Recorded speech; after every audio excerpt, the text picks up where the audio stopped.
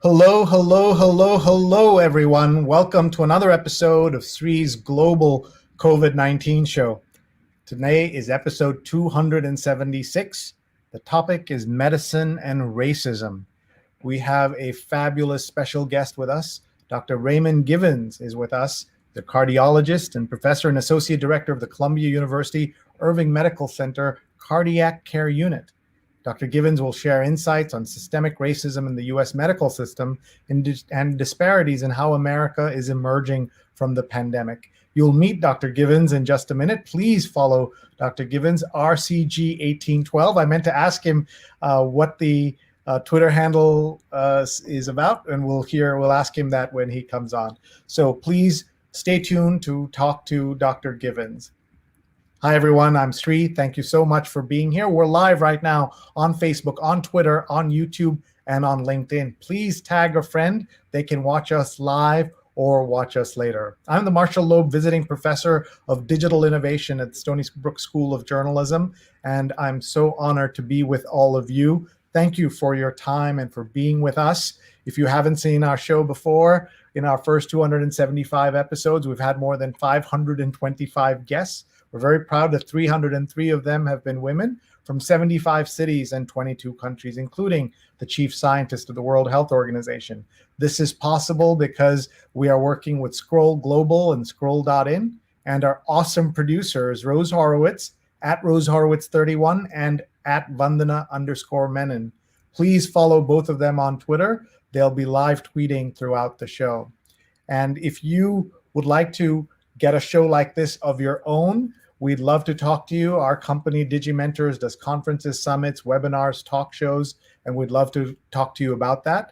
And here's a show that we have coming up where we work with two terrific surgeons, Dr. Sujana Chandrasekhar and Marina Kurian, for She's on Call, and that's Sundays at 11 a.m. Eastern. Please join us this week for LGBTQ health, and three terrific doctors who have very high profile online will be with us to talk about various aspects of the LGBTQ health situation. But tonight, we are going to be talking about systemic racism, and we want to hear from you. Please ask your questions. Please share your comments. There's so much in the news about this topic, and we have the right person to talk to you about this. He's quoted in the New York Times in a story that dropped today. Our guest, Raymond Givens, is an MD, PhD, and on Twitter at RCG1812. With that, let's bring him on, and special guest as well. Hello. Sorry, I promise this wasn't planned. I did warn you that he might pop up. No, I'd love to say hello. You want to say hi, Nicholas? Hello. Hello. Yeah. Maybe lift a little bit higher so we can. Oh, sure. Hey, hey, how are you? Hi. Hi, are you playing with Daddy's phone? Yes. Hopefully that'll keep him quiet. I'm this past bedtime? Yes. Well, it's great to have both of you with us. My first question always is, how are you and how's your family been handling the crisis? I'm fine. The pandemic, obviously it's been, maybe the longest, 14 or 15 months of our lives, but my apologies. So for me, I think, I think about these days, back to kind of those early days where it was just so, scary, to be quite honest. And obviously, I'm here in New York City where, everything kind of exploded.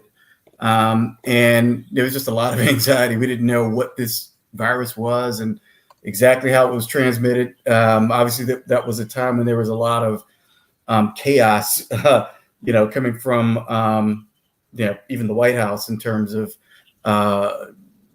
information and disinformation, to be quite honest. So, for me, and I think for folks like me, cardiologists that work in intensive care, what we really wanted to do, what I wanted to do was just be in there, in the mix, trying to help people out.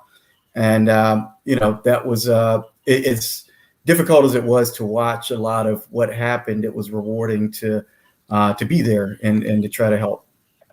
And I know you certainly helped a lot of people at this time. I just right off the bat wanted to ask you, one of the things they've said is that lots of other medical conditions and treatment kind of got put on the back burner during the pandemic. Did you find that was the case with cardiology? Did the number of people coming in for routine checkups and things did fall? Did people postpone their own treatment for cardiology during the pandemic? Yeah, so truly, for that, those months, I stopped being a cardiologist, and like a lot of people, became just a full-time COVIDologist, if that's a word. But and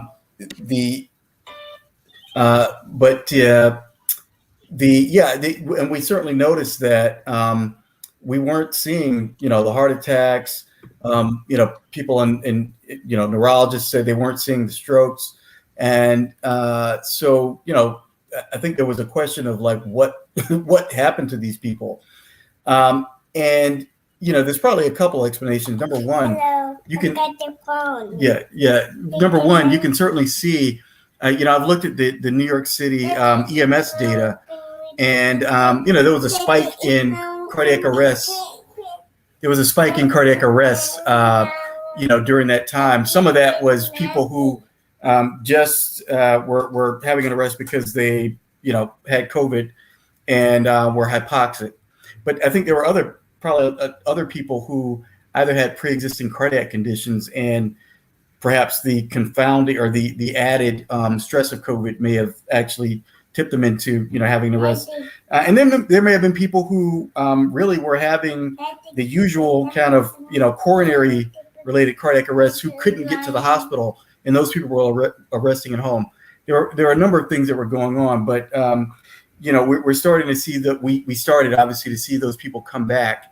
I think there's still a lingering concern about during that interruption in care, did people really, kind of suffer in terms of, developing heart failure, those types of things. I think those things are still to be figured out.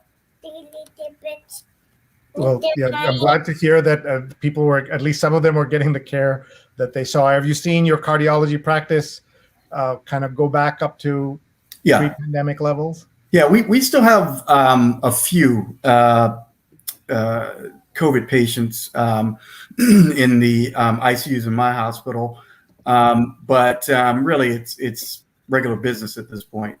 I think everybody's got their fingers crossed that one of these variants doesn't break through the vaccines or something like that. But we're kind of totally back to normal.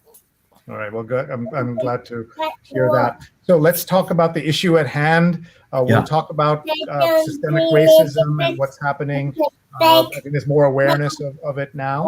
But specifically, there's been something that happened this week in the news where the editor-in-chief of JAMA, the Journal of the American Medical Association, stepped down. And you and others have been critical about the way that that JAMA has dealt with acknowledging racism in U.S. medicine. There was an episode of a podcast where the word racism was removed, and a couple of other things. You also you've come out and talked about this particular gentleman stepping down from the post and saying there's much more at stake here. So if you can just, for our international audience, tell us about what JAMA is, why it matters. You had counted that something like 93% of the editors at JAMA were white. There were more people there named David than people who were Black or Latinx combined.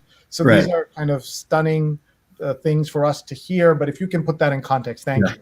Yeah, so I'll tell you kind of where I came to this. Again, obviously, COVID-19 was, very racialized, I guess, in the way that, people were victimized by it.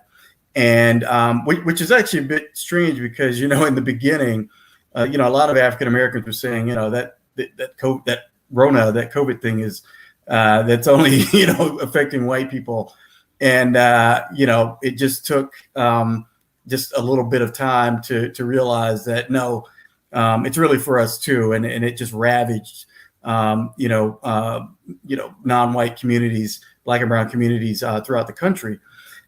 So in my hospital at Columbia University Medical Center, which is in Washington Heights, heavily Dominican neighborhood and just north of Harlem, the people that I was seeing in ICUs were almost exclusively Black and brown people. A very unmissable pattern. And, unfortunately seeing a lot of death and a lot of people just gravely injured by it. And, right as that was kind of starting to recede, of course, there was the murder of George Floyd in May. This seemed to spark some reckoning in, medical journals. You started to see more perspective pieces related to, race and racism appearing in prominent journals like JAMA and the New England Journal of Medicine.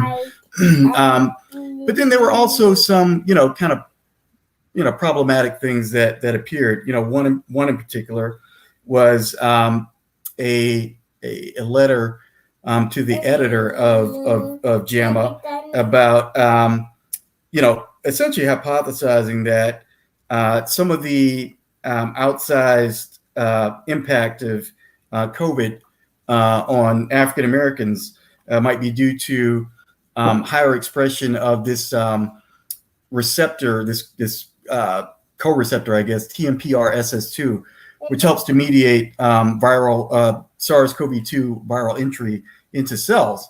And so, not to spend too much time on it, but briefly, it was looking at a study looking at nasal epithelium, nasal epithelial cells from people of different ethnicities, and found that the expression of this particular co-receptor was significantly higher for African Americans than for every other group. And the suggestion from the authors was that this may be part of the reason why African Americans have such a higher infection rate.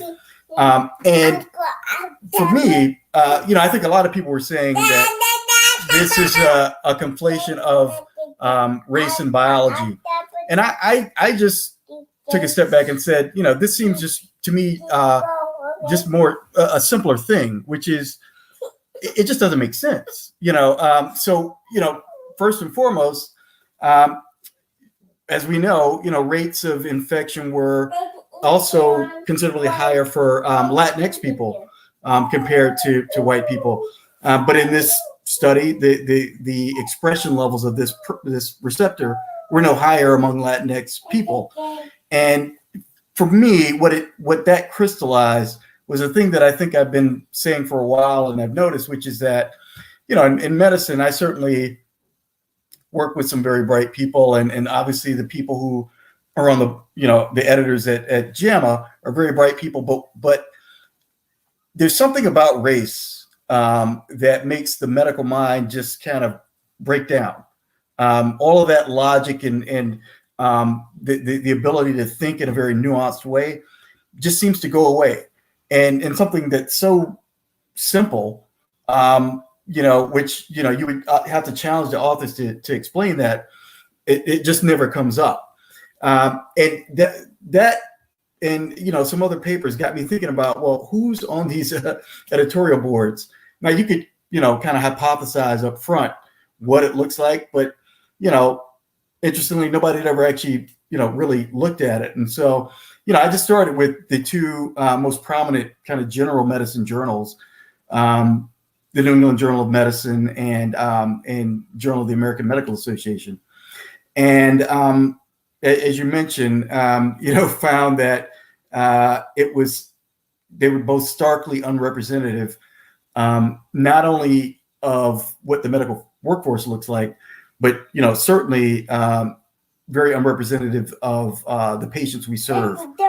And my point about that, and this was in October when I sent an email to the editors-in-chief of New England Journal and JAMA, and I presented them the data, and at that point said, that without diversity, you don't know what you don't know. And what I was trying to, I guess it was a bit of a warning to say that, there may be something coming down the pike here. You're not going to see it because you've got tremendous blind spots. And and this is just, a friendly kind of, I had no ulterior motive. I'm just trying to, improve things. And, unfortunately, the editor of JAMA didn't respond. I did get a response from the editor of New England Journal of Medicine who offered to talk about it, but unfortunately, we weren't able to kind of connect. And then, as you saw, unfortunately, a few months ago was the JAMA podcast, in which at least one of the co-hosts, cast doubt on the existence of structural racism, and that, predictably caused a firestorm. And that's where I kind of swooped back in and said, hey, remember me, guys, I warned you, and I included AMA leadership on that email as well. And what I was trying to say is that this is not just a goof up. This isn't the Howard Bachner has repeatedly referred to the podcast as a lapse. And what I've tried to, emphasize to them is that this was not a lapse. It was really the foreseeable consequence of, refusing to engage on this issue. And I wanted them to know that, like, this time has to be different. It can't be just, you brush this off and dismiss it. I wrote back a few more times. I kind of really made it clear that I was very serious about this and was going to stay on it. I think that I would like to think that that led to, the changes that we've seen. I want to be clear that, Dr. Bachner leaving his post was never, that was not my goal. I really wanted, organizational change. But I think it became clear that as part of that, there needed to be a transition in leadership. I'm sorry, I can't hear you. I'm sorry. And that's certainly what's happening now. Your son was making some noise. My 18-year-olds were making some noise. Yeah, I'm sorry. It never ends. But one of the things that why I wanted to talk to you today is there's also been news in another adjacent field at the NFL. I don't know if you had a chance to see the news today that they have acknowledged that they were using race norming in judging the disabilities caused by their own sport on their own players, and Black folks were judged at a much higher bar threshold because they were expected to have lower, brain power. I don't know how the best way to describe what the racist ideas in there. And so this feels like this is something in the air right now. Do you hope that there will be systemic change to fight the systemic racism, or the prevailing understanding that we keep hearing from right-wing media and from former president and others that there is no systemic racism is going to prevail? So, well, let me just say, firstly, just specifically about the NFL issue, that hooks in with a conversation that's happening more broadly right now about the use of race or race correction in medical diagnostic algorithms. For instance, for a very long time we've used race, specifically Black race, as a corrective factor in for kidney function. If we measure the level of creatinine in someone's blood, we as a standard thing would make a correction if they were Black. And there are certainly, some, practical concerns about that. But the bigger concern, I think, that most people have had is that kind of the use of race in that way propagates racism, in medicine, and it reinforces the idea of race as a biologic concept. I guess I would have to say that, I tend to approach things maybe a bit differently than folks. There's this presumption that that the way to defeat racism or change minds is just by ignoring the impact of race. Certainly, race itself, being black in and of itself, I totally agree, is not the risk factor. It embodies a whole, host of societal, issues. I do sometimes wonder or worry that this kind of knee-jerk response just throw out everything that is related to race without studying it better, might be, I worry about the possibility that it could cause harm, more than help in some instances. And so I think we need to be a bit cautious. To the question about, do I hope or perhaps do I think that we're going to make progress on structural racism, in medicine? So certainly I hope. I have to tell you, a year ago, there seemed to be all of this optimism that, this time could be different, and that everybody seemed to be, really engaged about changing things. And what I've seen over the last year has been disheartening in many ways, in that, we're being offered up kind of more of the same stuff, more diversity, equity, inclusion initiatives, implicit bias training, a variety of things that, to be quite frank, are just unproven, whether they work or not. But when you try to push beyond that to say, can we move faster? There's real resistance to moving faster. There's what you often find is people will stop communicating. People will deflect. They will, get upset. They will, you'll have can have a very hard time to try to force people to move faster. And one of the things that I've emphasized to, I, in conjunction with a group of other Black physicians, emphasized to the AMA when we met with them a bit over a month ago, is that there's urgency here. This can't just be that we are, hoping to make things better at some point.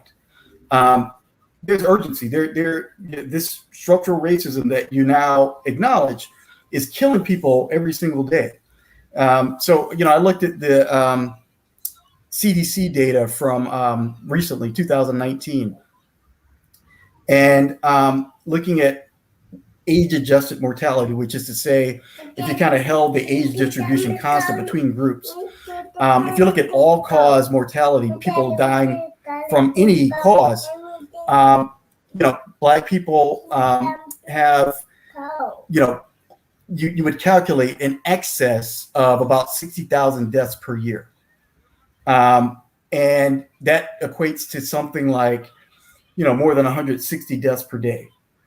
And just imagine that, for me, imagine every single day, some number of us get like an announcement, a text message or something that says, today's your day. And, you report someplace and they execute you, on site, right?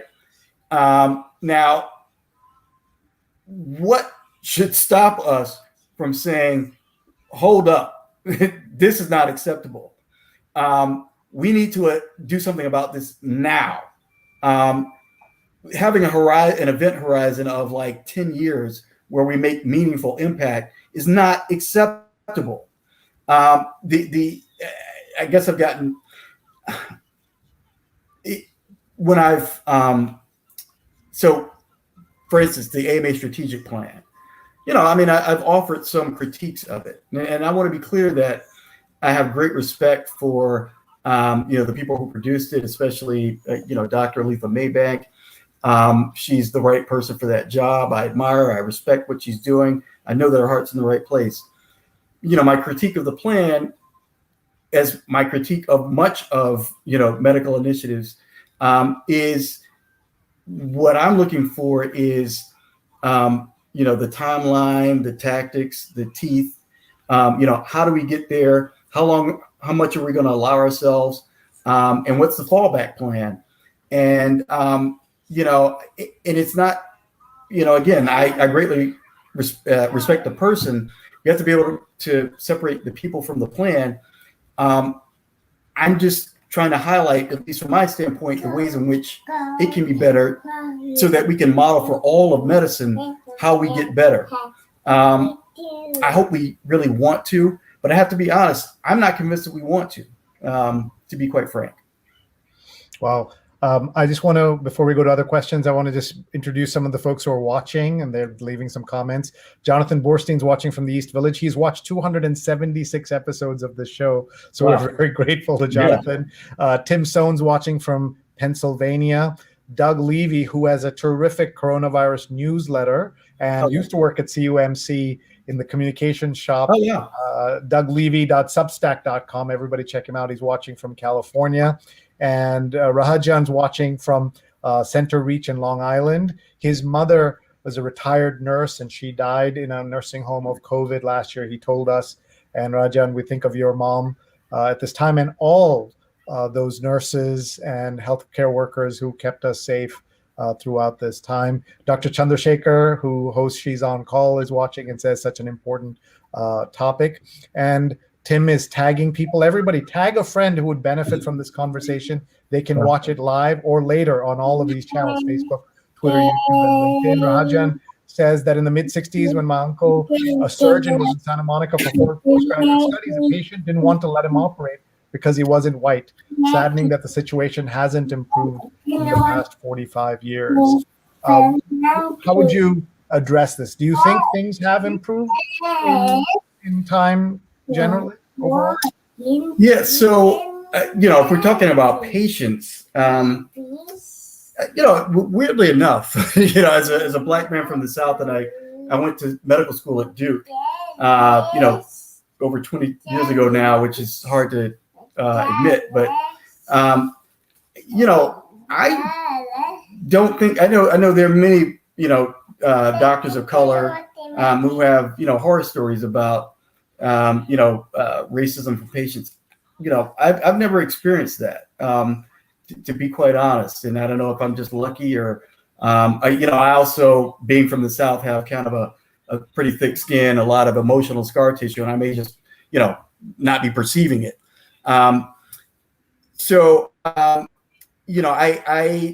for the most part, I feel, patients treat me, they receive me as a physician. I've never, felt that I was being disrespected.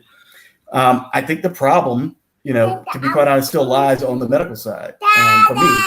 And, they're in contradiction, obviously, to the that JAMA tweet that no physician is racist. There certainly is racism in medicine. It's by and large not, overt. But again, you can see it peeking around the corners and kind of peeking through the gaps. And, in many different ways, people can kind of show you that you don't quite belong, or that, there's a particular place that you're supposed to occupy. And you can encounter a fair amount of hostility as you try to, break outside of that space. I think, for me, the experience of the past year is that I really got to the point of feeling that I'm very sorry. No, please don't apologize. I really got to the point of feeling like this was the line for me. To be quite honest, not to be dramatic, after being on the front lines with COVID, and then, with George Floyd, I kind of felt like that just broke me, to be frank. And it took me months to really come to grips with that. But part of why I think I've been so almost, a maniac, I think, about, attacking these things over the past year is that, I feel like I've been trying to fix the thing that was broken. But we can't wait another 20 years for things to be a little bit better, like they are a little bit better now than when I started medical school. It's just not acceptable. This incremental change that we keep settling for is just unacceptable, especially, again, we're not just Black doctors. We're, Black people with Black family members. We've been much more likely than our colleagues to have been, impacted by COVID-19, to have lost family members. And, it's been an emotional struggle for a lot of us to have to go through all of that and still show up every day and still accept that you have to confine yourself into this little box is no longer acceptable to me. And I don't think it should be acceptable to any of us. I think one of the other things that's disheartening, though, is that when I say, okay, well, let's all take a stand and demand that this stop, people get pretty quiet. I get the fear, but I don't think anything's going to change if we don't all demand that things are better. I certainly understand that, and thank you for speaking up so much. Let's look at some of the other comments that are coming in. Stefan's watching from Ramsey, New Jersey, and he's sharing the conversation. And Anand Babu's watching from Lucknow in India. And this was a question, did you feel or see racism for IMGs? Do you know what an IMG is? International medical graduates. To get into profession, can you talk about that? Yeah, certainly I perceive that. Obviously, I don't have the firsthand, experience, but, many of these folks, they come to the U.S. and, they're being discriminated against. I mean, quite often, many of them are from, South Asia, Southeast Asia. Many of them are, of Indian descent or Bangladeshi or something of the sort. And they're facing, racism or bigotry, I guess, on multiple levels. Obviously for some of them, for many of them, English is not their first language, and that's a level of bigotry, I think, that they face. And then also just this perception of being quote unquote foreign. I think, so again, while I don't have the experience of, receiving hostility from patients, I know, many of my colleagues who are from other places certainly have, but again, despite those barriers, many of those, quote unquote IMGs are, many of the more successful people that I know in the profession. Something about that drive, that immigrant drive to, keep going, to prove people wrong, I think is, a part of that. Sure. And I would recommend to folks who are interested in this topic, Abraham Verghese, who wrote that very successful novel for Cutting for Stone, wrote a book called My Own Country that was made into a movie by Mira Nair about 20 years ago. And that's what it's like to be a foreign doctor in a small town in the South. I think that's a unique experience that the people have. Vandana Menon, one of our producers, says reading the Immortal Life of Henrietta Lacks and learning about her highlighted just how deeply racism is embedded in the medical system. And Rajan says in a biomedical ethics class, we learned about the Tuskegee experiments and other such that treated Black people as they were less than. It's angering as F. And Will Sutton, who's a former guest on the show, a wonderful columnist at the New Orleans Times-Picayune, writes that you're giving good contest. And Jonathan wants to see more of Nicholas. Okay. And Paula's watching from Tallahassee. Hi, Paula. Thank you for joining us. And the Prodigal African says, peace and blessings from Minneapolis, Minnesota. Great discussion here. Minnesota, we're thinking a lot about it. I have been remarking about how many different industries the death of of George Floyd has affected, and I think medicine is one of them.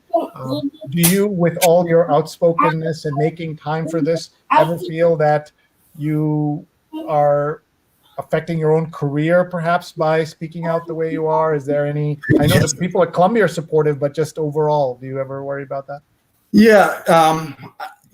So I do, but I have to tell you, again, I came to this from a feeling of, again, brokenness and feeling like, enough is enough. For me, what I said to myself a year ago was that, look, I was willing to drive for Uber if I had to, if I get completely drummed out of medicine and can't get another job as a physician. I could drive a car, but I can't get my dignity back. And I think that's a big part of this. For me, the prospect of continuing to play the game and, doing what I'm supposed to do, being, a good, good soldier, so that one day I can be, a full professor, but still feel like half a person is just not something that appeals to me anymore. And so, I guess I'll just ride this until until I run out of gas. I can certainly see, I have not, as of yet had any, overt retaliation or anything like that. To be quite frank, I can tell that some folks are reticent to kind of be associated, especially when I say things that are somewhat incendiary.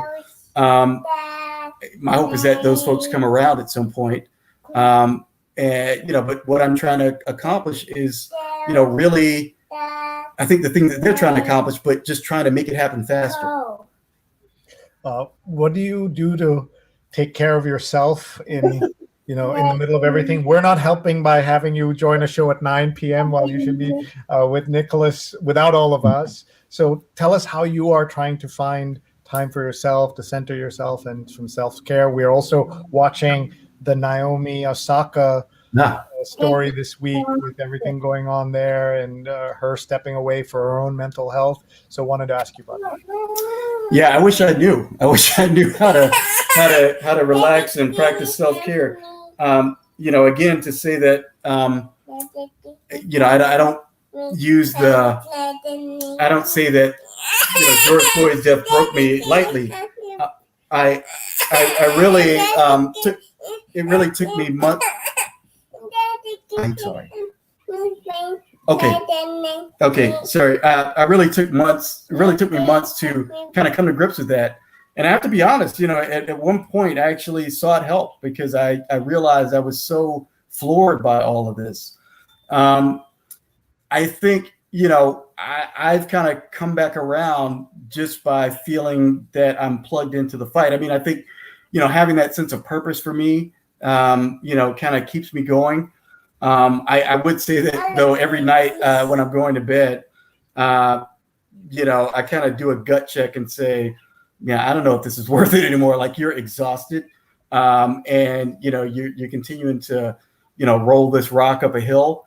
But then when I wake up in the morning, I'm like, all right, let's go. I still got a little bit of gas left, and I'm gonna do it.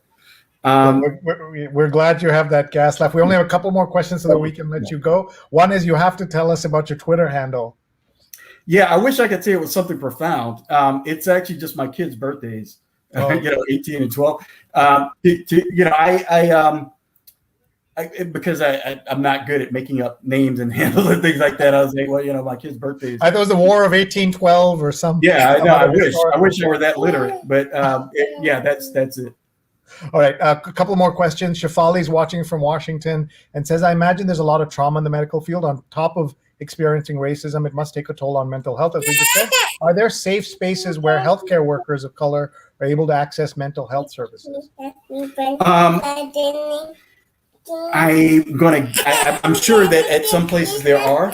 I think across the board, that's not a a uniform thing. It certainly should be. I think there's a lot of unrecognized trauma, untreated trauma among people of color, especially over the past year. There's a group of physicians that I have actually never met in person. We just kind of linked up over Twitter and have met over Zoom, and have just used that as a space to talk about our shared trauma, to be quite frank, and have given space to just voice kind of what we feel. I think that's been helpful, and there needs to be more of that. Thank you. Just last question here then. The question is, does providing a human rights anti-discrimination training for doctors as part of continuous education, will that make any change? Continuous medical education, which is a big part of doctors' continued training. I guess I would like to think that it could. I don't think that we know what works, and this is another example where I think the medical mind breaks down around race, which is that medicine is evidence driven.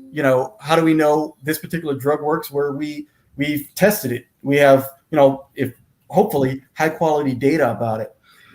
We're just using these techniques, implicit bias training, this or that, and assuming that it's going to advance things. We have no idea, and part of that unfortunately is driven by people are well-meaning, I'm sure, but these consultants who will charge you money to do this training. There's not money in actually solving the problem. It's in teaching you, giving you training about the problem. I don't think there's a lot of incentive to really, make that forward progress. And so one of the things I would call for, that I would hope for, that I've asked for, is that there be, really some emphasis on creating the scientific framework to trying to figure out what kind of training we ought to be giving, if anything is helpful. Well, that's really important. Doc, again, thank you for your time. I say that to all my guests, but I've never felt so acutely that I'm keeping you from the few precious moments you have with your son. By the way, if we go looking at different hairstyles, you can see that we progressively get more hair from me to you to him. I love his hair. I wish you could see what's happening now as he's emptying out a bottle of lotion onto the floor here. It's really, as long as it's not on your phone, I think you're safe. Not on my phone, but all over my lap. Okay, yeah, we'll take care of it. All right, we'll let you go, folks. Our guest has been Dr. Raymond Givens. What a generous, thoughtful, helpful physician, but also someone who is fighting the good fight. You can follow him at RCG1812 and see his work. And he also, if you just very quickly talk about what you did at Columbia, physical change that you brought to Columbia University because of a benefactor's name you had changed. Could you just quickly touch on that, please? Yeah. Really also inspired by the same thing. Columbia University Medical School was founded by Dr. Samuel Bard. It was actually the second medical school in the country after Penn, but the first to award the MD degree. He was a slave owner, and despite that being known for years by the university, university president, there still was a building named Bard Hall that was named for him, and a Bard professorship. I knew about it for years, but didn't feel comfortable. Felt that it might be too much of a risk to speak up about it. Again, I, as of a year ago, said, "F it." I'm gonna do what needs to be done. And it's been, I will tell you, it's been an ordeal. Certainly the changes were made. I think we need more time for me to talk about all of the ways in which structural racism and institutional racism has repeatedly revealed itself to me in that process. But that's just I hope just the beginning of much larger changes to come. And so the name was taken off the building. Yeah, it hasn't been renamed yet. And what about the professorship? Was that also? It was just gotten rid of. Yeah. Okay. All right. Here, Jonathan says, important show. Thank you. And Rahajan says, blessings to you and your family, Dr. Givens. And with that, we shall let you go. And thank you very much for your time and your insights. And thanks very much, everybody. I will let the good doctor and his son leave us and just say thank you all for watching. Thank you for being here. We are doing for our other show that we have called our other show on Sundays, the New York Times Read Along. It's the 50th anniversary of the Pentagon Papers. And June 6th and June 13th, we have two folks who are deeply involved in the coverage of the Pentagon Papers will be with us. That's Sundays at 8:30 a.m. Eastern as we read the Sunday New York Times out loud like crazy people. So please join us as we read and understand the news. So this Sunday, Linda Amster will be with us, and June 13th is Hedrick Smith. But our guest today has been the awesome Dr. Raymond Givens, MD, PhD, cardiologist, who has done so much to bring attention to the problems of systemic racism in American medicine. Please follow him on Twitter, RCG1812, and please send us your feedback and your comments. We'd love to hear from you, and we'll see you again soon. Thank you very much, everybody, and good night. And a LinkedIn user says, thank you so much for bringing us such informative